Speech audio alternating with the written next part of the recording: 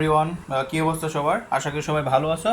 তো সামনে তোমাদের এইচএসসি পরীক্ষা আছে 25-20, তারপর 26-20 বা যে কোনো বেস, ঠিক আছে? তোমরা এই অর্থনীতি 9 নম্বর চ্যাপ্টার নিয়ে অনেক টেনশন আছো, তো সমস্যা নাই। আমি 2টা কি 3টা ক্লাস করব। এই 2টা 3 ক্লাস তোমরা খুব মনোযোগ সহকারে দেখবা, আর আমি যে সূত্রগুলো দিই তোমরা এগুলো খাতায় লিখবা, আর ম্যাথগুলো তোমরা কি চর্চা করবা, ঠিক আছে? তাহলে তোমার কি মানে এটা ক্লিয়ার হয়ে যাবে। ওকে, আমরা শুরু করি তাহলে। বলছে যে বের দিক হতে জাতীয়, ঠিক আছে? এখানে তোমার প্রথমে তোমার যেটা বুঝতে হবে যে সূত্র কীগুলো আছে, ঠিক আছে? তোমার আছে কি বের দিক হতে জাতীয়, ওইটা বলি আমরা এনআই বলা যায়, আবার ওয়াই লিখতে পারো, আবার জিএনআই লিখতে পারো, ঠিক আছে? তো নর্মালি আমরা জাতীয় বলি এনআই লিখি, ঠিক আছে? বা জিএনআই লিখতে পারো।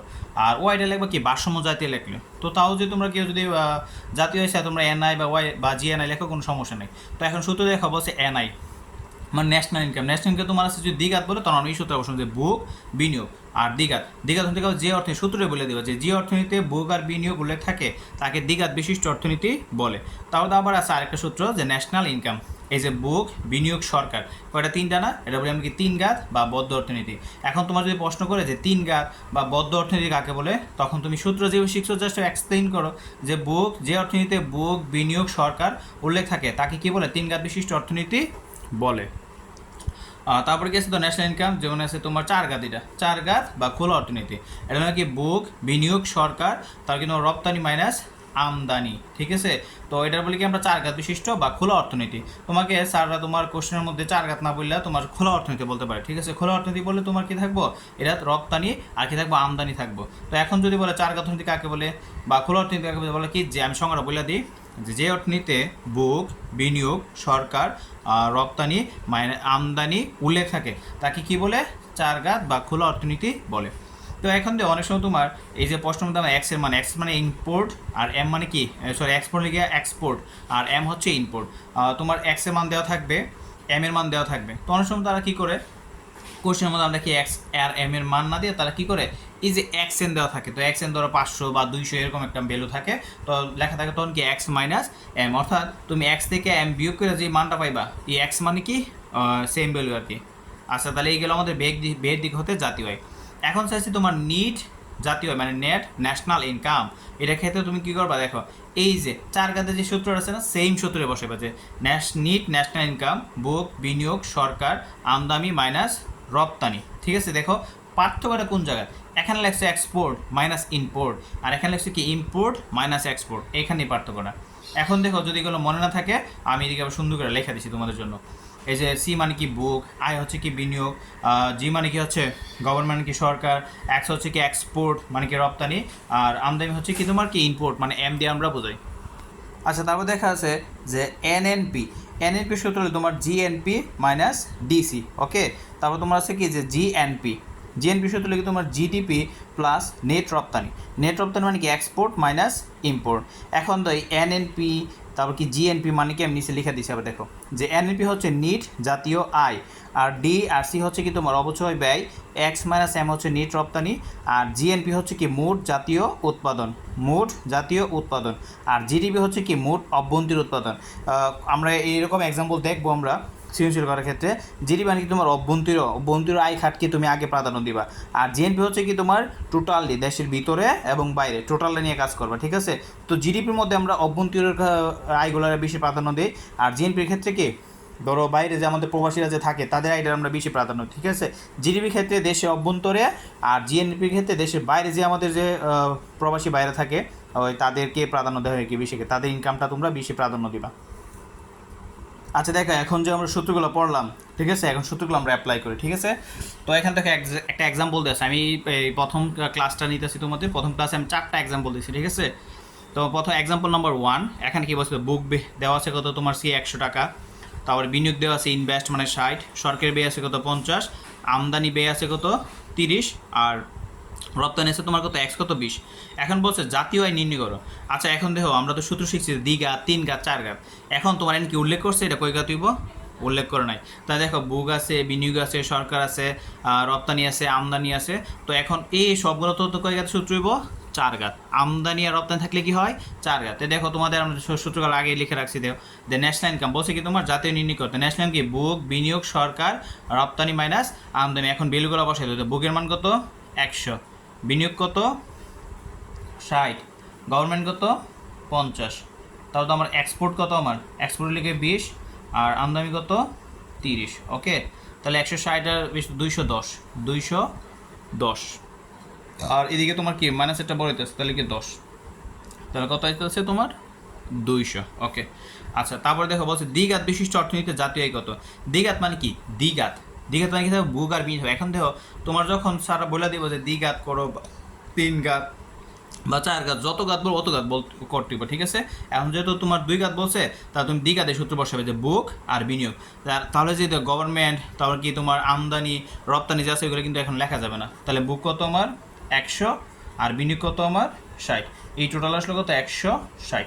ওকে, 3 নম্বর কি বলছে দেখো, গ নম্বরটা 3 ঘাত বিশিষ্ট অর্থনীতিতে জাতীয় আয় কত। তো 3 ঘাত মানে কি আসবে বলতো, বুক বিনিয়োগ সরকার আসবে।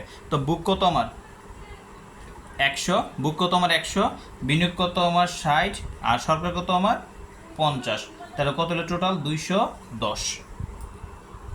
আচ্ছা দেখো গ নম্বর কি বলছে, সরকারি ব্যয় 200 টাকা বৃদ্ধি পেলে জাতীয় আয় কত। আচ্ছা দেখো, এই যে আমার বুক বিনিয়োগ, তারপর কি আছে আমদানি, তারপর আছে কি রপ্তানি, এগুলো কি বৃদ্ধি বা হ্রাস কিছু বলছে, বলে নাই। তো অবশ্যই কি যে সরকারি ব্যয় 200 টাকা বৃদ্ধি করতে, তো সরকারি ব্যয় আমার আছে কত 30 না, সরকারি ব্যয় সরি আছে 50। তো আমরা লেখাম দিতে 50, বলছে কত বাড়ানোর জন্য 200 টাকা বৃদ্ধি, তো আমরা 200 টাকা বাড়ালাম, কত আসলো 250। এখন কয় ঘাত হইব এটা তো আর বলে নাই। তো যেহেতু দেখছি আমরা কি সব তথ্য আছে, আমদানি রপ্তানি পর্যন্ত আছে, তো আমরা কি আমরা 4 ঘাতের সূত্র বসাইতে পারি। এই যে বুক বিনিয়োগ সরকার, রপ্তানি মাইনাস আমদানি, ঠিক আছে। আমার বুক কত 100, বিনিয়োগ কত, বিনিয়োগ হচ্ছে গিয়ে 60 আর গভর্নমেন্ট কিনছিল 50, কিন্তু আমি বলছি 200 টাকা বাড়ছে, ঠিক আছে। তো কত লাগবে 250। তাও তোমার এক্সপোর্ট কত, এক্সপোর্ট হচ্ছে 20 আর ইনপুট হচ্ছে কত 30। দেখো তোমার এই যে 310 এলো 410, মুখে না করতে হলে তোমরা ক্যালকুলেটর ইউজ করবা, আর এখানে কি -10 আসছে, এটা কত হলো তোমার 400। ওকে, তারপর নম্বরটা দেখো বলছে বিনিয়োগ ব্যয় 140 টাকা বৃদ্ধি পেলে জাতীয় আয় কত। খেয়াল করো, বিনিয়োগ ব্যয় আছে কত তোমার 60 না, এখন 140 টাকা তারা বলছে বাড়ানোর জন্য, তো 140 টাকা বাড়াও, তো কত 200 টাকা। বলছে জাতীয় কয় কত উল্লেখ করছে, উল্লেখ করে না, তার মানে এখানে আমদানি রপ্তানি উল্লেখ আছে, ঠিক আছে। 4 ঘাতের সূত্র হচ্ছে বুক বিনিয়োগ সরকার, আমদানি রপ্তানি মাইনাস কি আমদানি। দেখো বুক 100, মানে বিনিয়োগ কত এখন 200 হয়েছে, কারণ 140 টাকা বাড়ছে, আর গভর্নমেন্ট কত আমার যে 50 আছে, আর ঠিক আছে তোমার এই যে এক্সপোর্ট হচ্ছে আমার 20 মানে রপ্তানি, আর আমদানি হচ্ছে কত আমার 30। এখন 200 আর 50, তাহলে কত হলো 350, আর এদিকে তোমার 10, এটা কত 340। আচ্ছা এখন বলছে দেখো 4 নম্বর বলছে কি দেখো, যে গভর্নমেন্ট 500 টাকা হলে জাতীয় আয় কত। তোমার বলছে যে ধরো তোমার কাছে 500 টাকা আছে, ধরো তোমার কাছে 100 টাকা আছে, তাহলে সাপোজ তোমার কাছে যত বলছো তুমি এতই ধরবা। তোমার এখন বলছে কি 500 টাকা, এই যে দেখো একটু তোমরা বুঝতে পারছো যে বৃদ্ধি বলে বাড়াতে হয়, হ্রাস বলে কি কমাতে হয়, আর হলে মানে কি হলে বা ধরা মনে করো, এগুলো বলে যত বছর হতে হয়। গভর্নমেন্ট কত ধরবা 500, কিন্তু আমাদের উদ্দীপকে ছিল কত 50, কিন্তু আমরা ধরবো কত 50। তো শুরু আগের মতন 4 ঘাত হবে, তাহলে আমার বুক কত,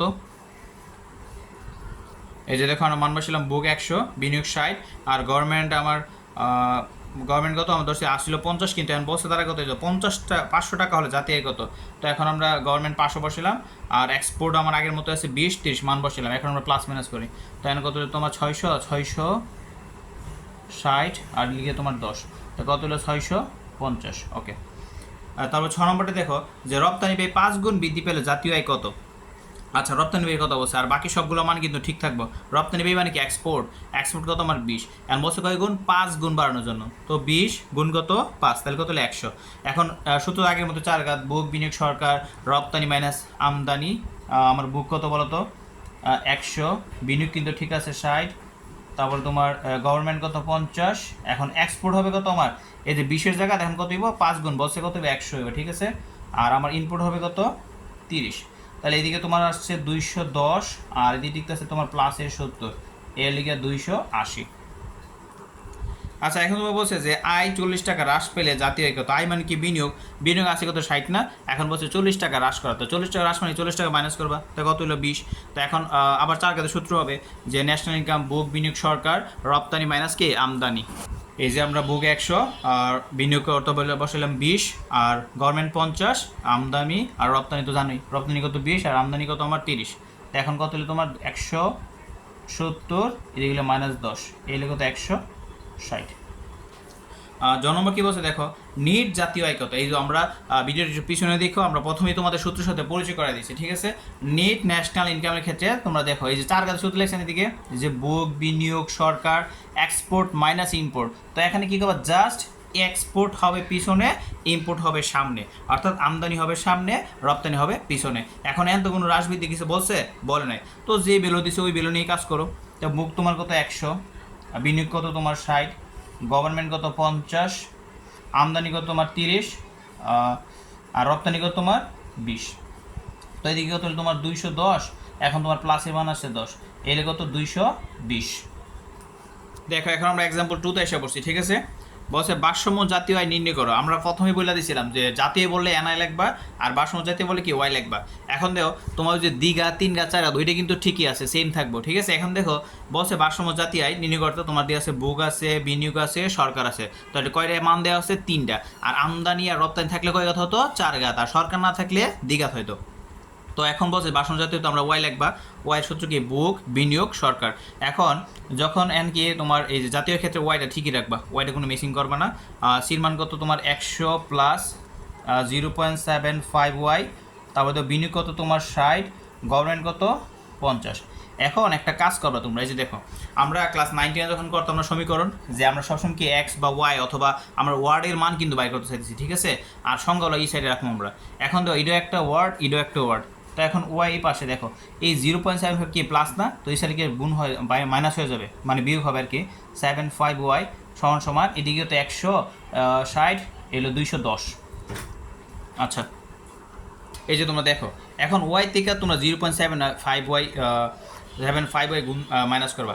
এখন কোনো ওয়ার্ডের মান যদি না থাকে ওইটা আমরা মান ধরবো 1, কত ধরবা 1। তাহলে দেখো এই যে 1 বাটন ডাউন করি, তাহলে 1 মাইনাস কত তোমার 0.75, তা কত আসছে দেখো, এই যে 0.25, আর ওয়াই জায়গায় বসাইবা, এলো 210।